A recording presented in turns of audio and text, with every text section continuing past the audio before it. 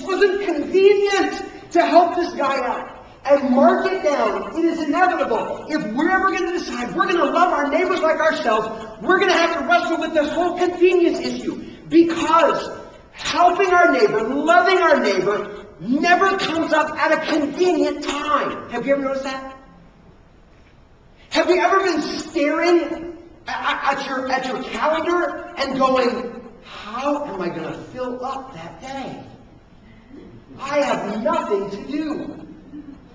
I have no idea how to spend the time. Phone call. Hey, a neighbor needs help. Great. I would just want the time that I didn't know how I was going to spend it. You ever had that happen? You ever been staring at a pile of cash and going, I have no idea how to spend that money? No clue. It's extra money. It's laying around. I have no idea what to do with it. Phone call. Somebody needs, great. I have this extra money. I didn't know what to do with. You ever had that happen? Nah. Because we never have extra time, do we? We never have extra money, do we?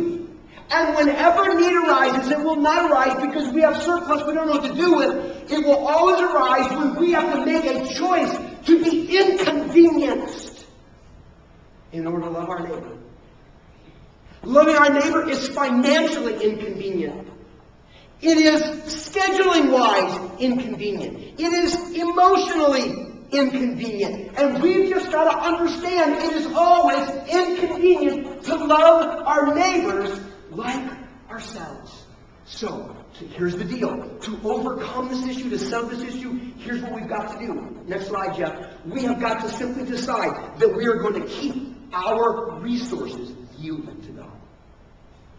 We have to. Our resources.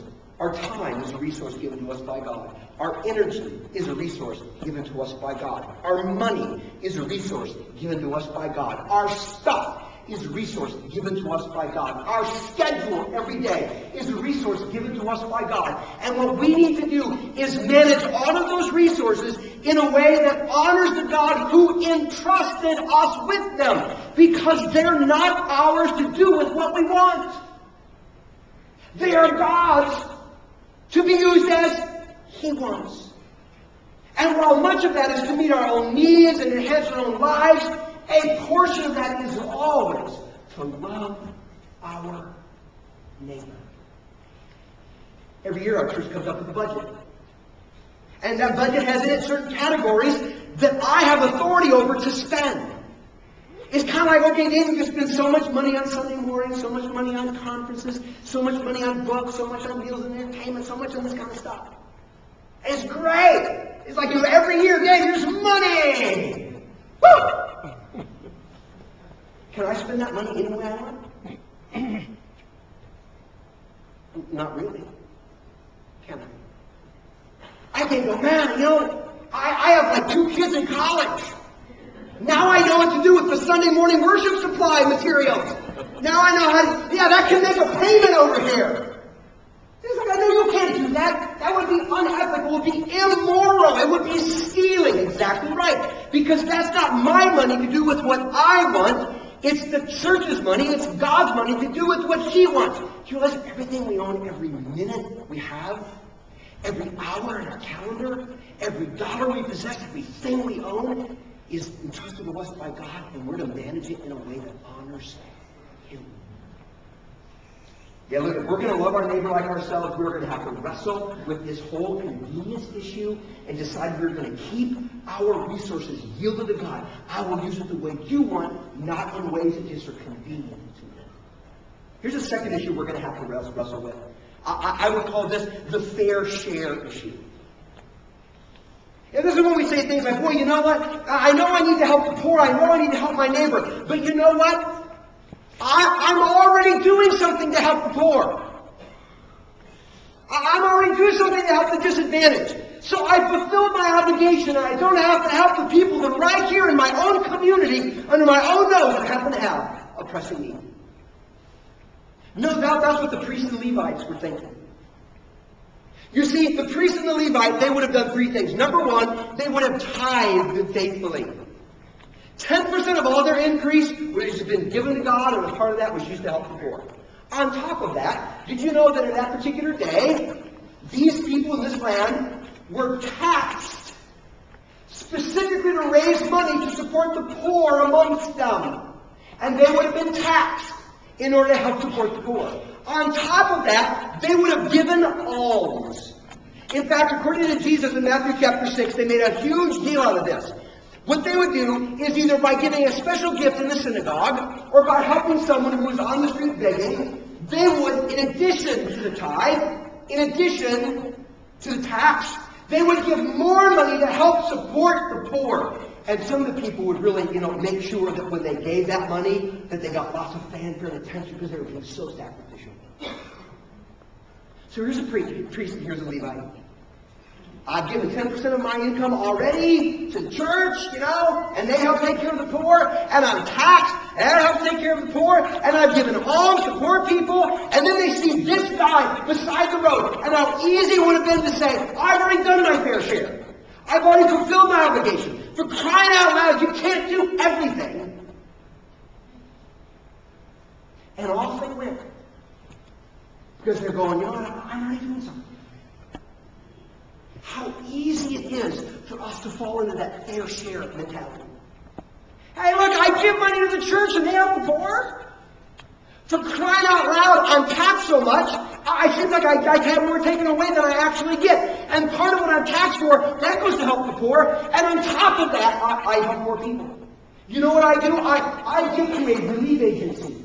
I've adopted a child through Compassion International or World Vision. I've done things to already help, and I can't do everything, so therefore, because I fulfill my obligation, I don't have to help that neighbor who's right under my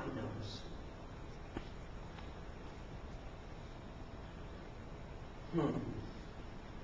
Wouldn't it seem like the parable of the Good Samaritan was arguing directly against that? Wouldn't it seem to be saying that in spite of the facts that you've given, in spite of the fact that you've been taxed, in spite of the fact that you have given money to help poor, that when you've got somebody right there in your own neighborhood, in your own world, under your own nose that has a problem, you are not exempt from doing something to help?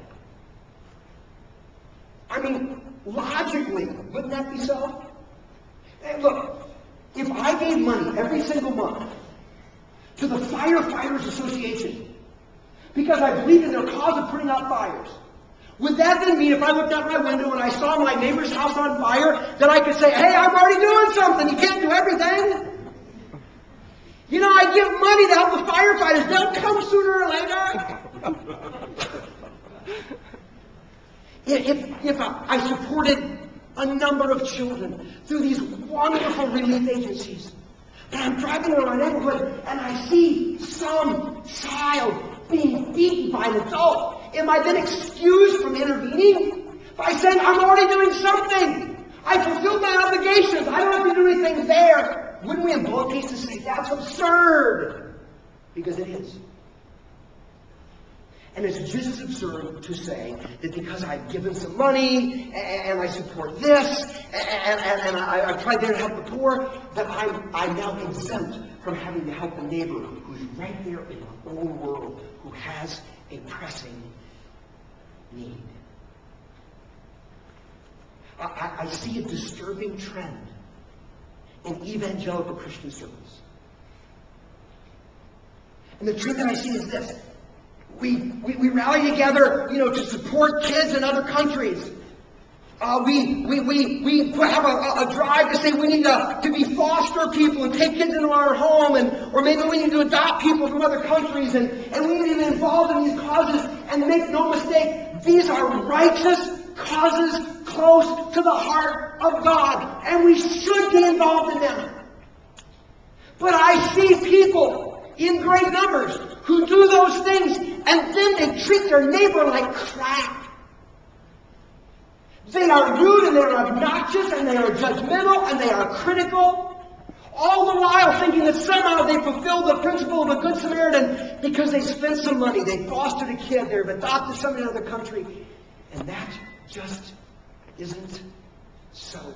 The Bible talks about, it reveals the principle of proximity. It basically says this: I am more responsible for people who are in my immediate world than I am for people out there in the big wide world.